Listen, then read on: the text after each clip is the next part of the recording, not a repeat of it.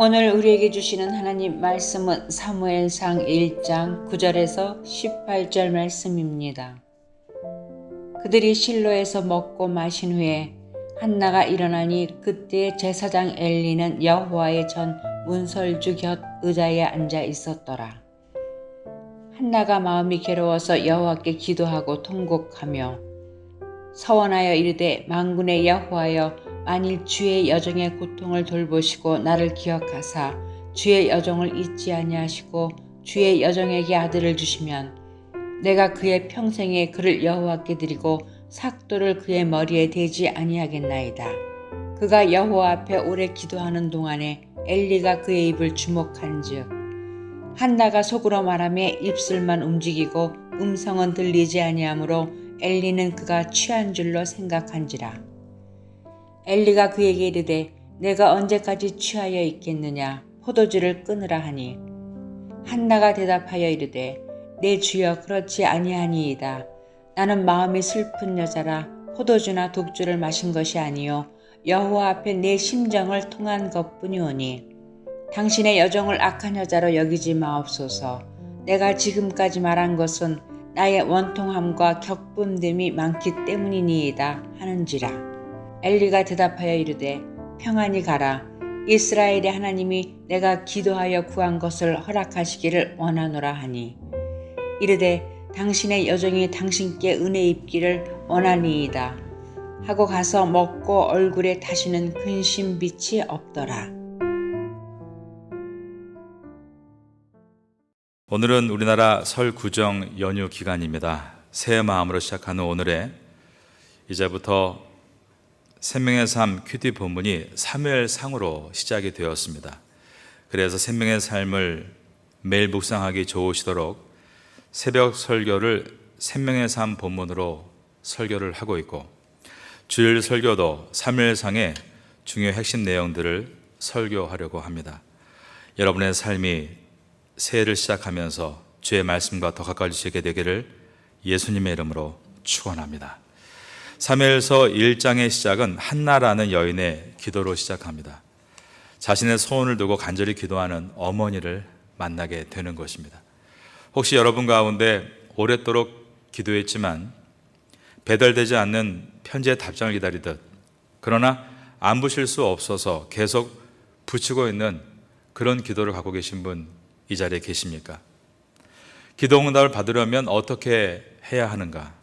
이 본질적인 질문을 완벽하게 만족시키는 논리는 없습니다.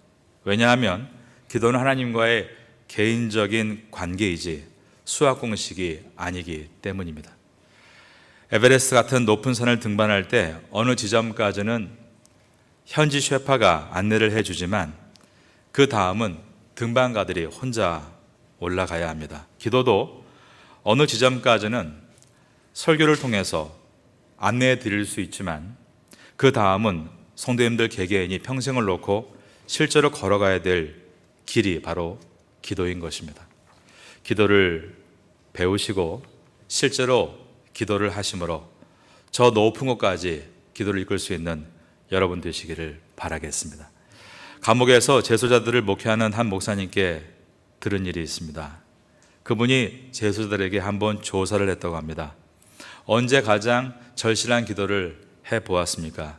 그랬더니 대부분 재소자들이 경찰에게 체포되기 직전에 평생에 가장 절실한 기도를 드렸다라고 한 것입니다. 제발 이번 한 번만 잡히지 않게 해주세요. 만일 그 기도가 응답됐다면 세상에 어떻게 됐겠습니까? 1860년에 미국의 남북전쟁이 있었을 때 남부에 있는 사람들은 북부가 패배하게 해달라고 기도했고, 북부에 있는 사람들은 반대로 남부가 패배하게 해달라고 하나님께 기도했습니다. 남부 사람들은 하나님이 남부 편이 되어 북부를 물리쳐 주시기를 기도한 것이고, 북부 사람들은 하나님이 북부 편이 되어 남부를 물리쳐 주시기를 기도한 것입니다. 그때 북부의 대통령이었던 링컨이 이런 유명한 말을 남겼습니다. 하나님이 우리 편이 되어달라고 기도하지 말고 우리가 하나님 편이 되게 해달라고 기도해야 합니다. 마가복음 9장에 보면 예수님이 베드로와 야고보와 요한을 데리고 변화산에 올라가십니다. 그런데 예수님께서 영광의 모습에 변화를 보고 나서 베드로가 여기가 좋사오니 여기에 천막 셋을 치고 제가 당신을 섬기겠습니다 라고 말했습니다. 하지만 주님은 그의 요구를 거절하셨습니다. 야고보와 요한은 한 번은 우리를 당신의 왼편에 당신의 오른편에 앉혀 주십시오라고 간청했습니다. 하지만 주님께서 그 요구도 거절하셨습니다. 이 말은 사람을 위하고 사람의 명예와 이름과 부를 위해 기도할 때 하나님은 언제든지 응답하지 않을 수 있다는 원칙을 갖고 계시다라는 의미입니다. 이것을 야고보서 4장 3절은 설명하기를 구하여도 받지 못함은 정욕으로 쓰려고 잘못 구하기 때문이다 라고 기록했습니다. 기도가 응답받지 못하는 분명한 이유는 잘못된 기도일 때 응답받지 못합니다. 그러므로 기도를 드리면서 먼저 염두에 둬야 될 것은 하나님의 뜻을 물으면서 나의 기도를 하나님의 뜻에 맞춰 수정해 나가는 것입니다. 오늘 설교가 여러분께 쇠파가 되어 어느 지점까지 여러분을 인도할 수 있다면 이제 여러분들은 오늘 설교 말씀을 듣고 직접 기도하실 때 먼저 내 기도가 하나님의 뜻에 맞춰가는 기도인가를 점검하시고 기도의 바른 방향을 잡으심으로 열매가 있는 삶이 될 수 있기를 주님의 이름으로 축원합니다. 오늘 본문이 사무엘상 1절 5절을 보겠습니다. 한나에게는 갑절을 주니 이는 그를 사랑함이라. 그러나 여호와께서 그 다음 절을 따라하겠습니다. 그에게 임신하지 못하게 하시니. 한나가 임신하지 못한 이유가 여호와께서 임신하지 못하게 하셨다라고 되어 있습니다. 6절에도 보시면 여호와께서 그에게 임신하지 못하게 하심으로 그의 적수인 분인나가 그를 심히 격분하게 하여 괴롭게 하더라라고 되어 있습니다. 하나님께서 그에게 임신하지 못하게 하심으로 적대 감정을 가지고 있던 남편의 첩이죠. 분인나가 그를 심히 격분해서 괴롭게 했다라고 되어 있는 것입니다. 그가 이렇게 아들이 없는 것이 그것 때문에 서름을 당하는 것이 다 하나님께서 하신 일이다라고 되어 있는 것입니다. 사무엘서가 1장을 시작하면서 이것을 보여주고 있는 것은 하나님이 이 모든 일의 원인 제공자이므로 하나님을 원망해야 한다라는 메시지로 시작하는 것이 아닙니다. 우리 인생의 모든 것이 그 시작이 하나님과 함께라는 것을 우리가 깨달아야 한다는 것을 말씀하고 있는 것입니다.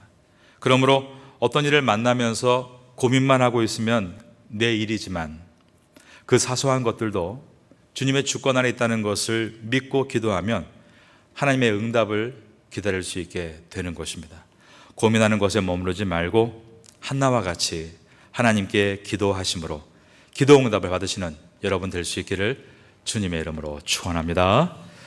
한 장로님이 불치의 병에 걸렸습니다. 그런데 기도원에 들어가서 기도하고 병이 나았습니다. 그러면 하나님이 고쳐 주신 것입니까? 이것을 해석할 때가 굉장히 중요합니다. 하나님의 손으로 저를 지켜주셔서 살리셨습니다. 이렇게 가는 곳마다 교회에서 간증할 수 있습니다. 그런데 여러분, 그 교회 어떤 성도님은 분명히 같은 병으로 가족을 잃은 분도 있다는 것입니다. 그러니 일관적이지 않은 것입니다. 왜 그 장로님 하나님께서 그 병에서 놓아주시고 왜 내 남편, 내 아내는 그 병으로 데려가셨는가? 하나님은 왜 똑같은 상황에서 일관적이지 않으신가? 이러한 질문에 부딪힐 수 있습니다. 그리고 믿지 않는 사람에게는 그러한 간증이라는 말들이 오히려 비과학적인 말로 들릴 수도 있습니다. 이처럼 하나님의 기도 응답은 비일관적이거나 비과학적인 말로 들릴 수 있고 이것을 객관적으로 수학적으로 입증하는 것은 대단히 어렵다는 것입니다. 그래서 기도 응답 받는 것에 대해서 세상의 사람들은 우연이란 말을 쓰기를 좋아합니다. 하지만 잊지 말아야 될 것이 있습니다. 그러한 우연도 기도하는 사람에게 찾아온다는 것을 말입니다. 한 청년이 목사님에게 와서 물었습니다. 목사님, 왜 우리가 기도해야 합니까? 그때 목사님은 이렇게 말했습니다. 우연한 일을 얻기 위해서 우리는 계속 기도해야 되는 것이라네. 영국의 성공의 대주교였던 윌리엄 템플이 했던 말입니다. 그는 이런 말을 했습니다. 기도하면 우연한 일이 일어난다. 그러나 기도하지 않으면 아무 일도 일어나지 않는다. 여러분들은 기도함으로 놀라운 우연과 같은 은혜를 입으시기를 바라고, 그러한 은혜를 입었을 때 내가 이러니 너도 이래야 한다 강요하지 마시고 겸손하게, 정말 겸손하게 주를 높일 수 있는 성도가 될 수 있기를 예수님의 이름으로 축원합니다. 1장 11절 말씀을 보겠습니다. 한나는 하나님께서 자녀를 주시면 그 자녀를 주님께 드리겠다라고 했습니다. 달라는 기도만 한 것이 아니라 드리겠다는 기도도 한 것입니다. 토니 컴플러라는 목사님이 있습니다. 어느 집회에서 은혜롭게 말씀을 전하고 강단을 내려오는데 그 집회를 주관했던 책임자들이 목사님께 와서 다급하게 말하는 것이었습니다. 지금 선교지에서 급한 연락이 왔는데 그곳에 이와 같은 금액을 지금 당장 보내야 합니다. 목사님, 다시 강단에 올라가서 이 내용 가지고 한 번 더 기도해 주십시오. 충분히 그럴 수 있지 않습니까? 그런데 토니 컴플러 목사님이 다시 강단에 올라가서 한 말은 이것이었습니다. 저는 이것 때문에 다시 기도하지는 않겠습니다. 그 대신에 여기에 제가 얼마의 돈을 헌금하겠습니다. 이 자리에 계신 모든 분들도 여기에 동참해 주시기 바랍니다 라고 말을 했습니다. 우리가 내가 드릴 수 있는 것은 생각하지 않고 달라는 기도만 할 때가 너무나 많다는 것입니다. 우리가 기도하는 것은 기도하는 내용에 대해서 책임을 함께 지겠다는 결단도 포함되는 것입니다. 한나라는 여인은 기도함으로 자신의 필요를 채움받는 복만 안 것이 아니라 기도함으로 하나님의 필요를 채워드리는 복도 안 여인이었습니다. 저 여러분도 이러한 분명한 복을 알게 되심으로 진정한 기도에 성공할 수 있게 되기를 바라겠습니다. 우리가 기도할 때 어떤 때는 기도 응답 받지 못할 때도 있습니다. 그런데 하나님의 무응답은 하나님의 무관심이 아니라는 것입니다. 무응답이 최고의 선물일 때도 있습니다. 여러분이 기도한 대로 다 이루어진다면 되겠습니까? 모세와 엘리야는 사역이 힘들 때 나 그만하겠다고, 죽겠다라고 했습니다. 그때 응답이 이루어졌다면 어떻게 됐겠습니까? 죽었겠죠. 모세 엘리야는 사명을 포기하고 죽고 싶었지만 하나님은 그 기도에 무응답하셨습니다. 그 침묵이 그들을 다시 살리셨고 사명을 이루도록 도와주신 것입니다. 어떤 때는 기도 요구에 응답하지 않는 하나님의 침묵이 우리에게 가장 좋은 선물이 될 수 있다는 것을 우리는 잊지 말아야 됩니다. 기독교 역사 가운데 에피소드가 하나 있습니다. 기독교를 사도 바울 다음으로 정착시킨 대표적인 사람은 4세기 인물이었던 어거스틴입니다. 그런데 어거스틴이 젊었을 때 마니교, 즉 조로아스터교를 따라다니고 많이 방황을 했었습니다. 그의 어머니가 그를 위해서 18년 동안을 기도했습니다. 그런데 어거스틴이 틈만 나면 로마로 간다는 것입니다.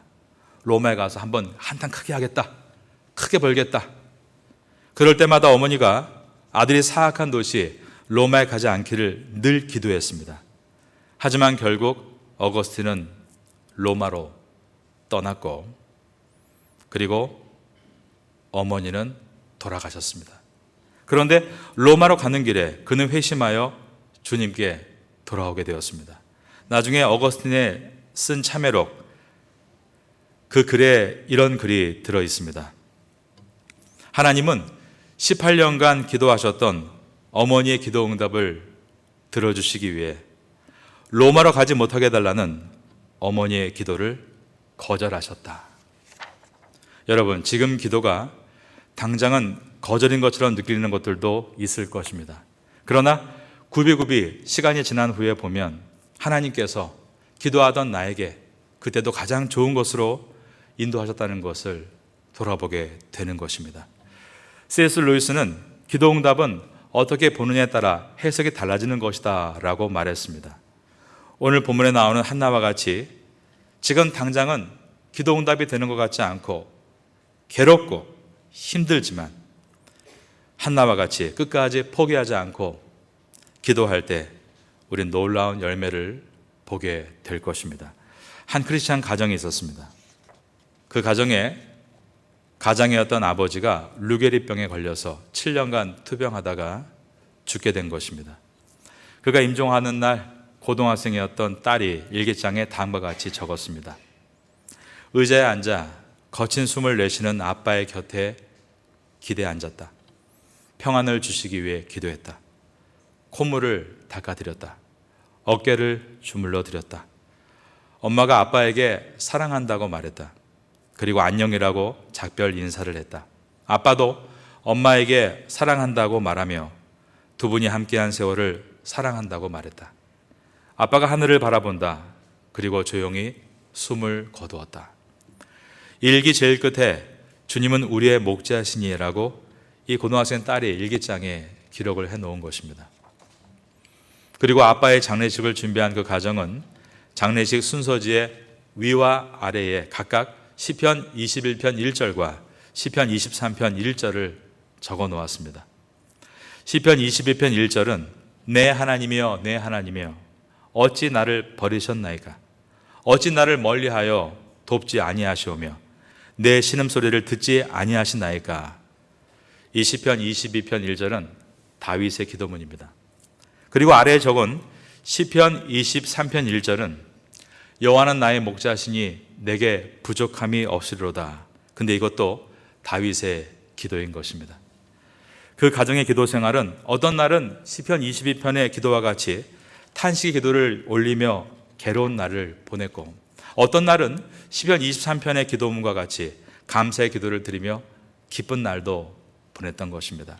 그런데 그 탄식과 감사의 기도가 마치 시절과 날들처럼 엮어가면서 그 가정의 신앙을 이처럼 성숙하게 만들었던 것입니다. 여러분, 우리의 문제가 무엇입니까? 우리 앞에 어려움이 있는 것이 문제일까요? 우리에게 있는 병이 문제일까요? 우리에게 있는 재정의 어려움이 문제일까요? 고난은 분명 우리에게 달갑지 않은 손님입니다. 그러나 정말 문제는 그 고난을 지나면서 아무것도 배우지 못하는 것입니다. 우리의 인생은 단 한 사람도 좋은 일만 만나고 돌아가는 사람은 없습니다. 탄식과 감사가 얼버무려지면서 인생이 마감되는 것입니다. 그러므로 한나가 기도 응답을 받음으로 그 결과만이 좋았다, 여기에 초점을 두는 것이 아니라 그 기도를 하기까지 그가 감사와 고통과 기쁨과 괴로움을 어떻게 주 앞에 드리고 있는가에 초점을 두고 나가야 합니다. 우리가 어떤 때는 탄식의 기도로, 어떤 때는 감사의 기도로 시절과 날줄을 삼아 계속 주 앞에 기도에 힘쓰며 우리의 삶을 있는 그대로 가지고 나아간다면 어느 순간 우리는 그리스도의 장성한 분량으로 성숙을 쌓아 나가는 우리 인생을 보게 될 것입니다. 사무엘서를 시작하면서 이러한 기도의 삶을 사모하시고 한나와 같이 기도함으로 인생의 기쁨도 인생의 슬픔도 자만의 기회로 삼거나 포기의 기회로 삼는 것이 아니라 그 순간에도 오직 감사와 겸손의 기회로 삼으셔서 인생을 아름답게 짜나가시는 우리 모두가 될 수 있기를 예수님의 이름으로 축원합니다.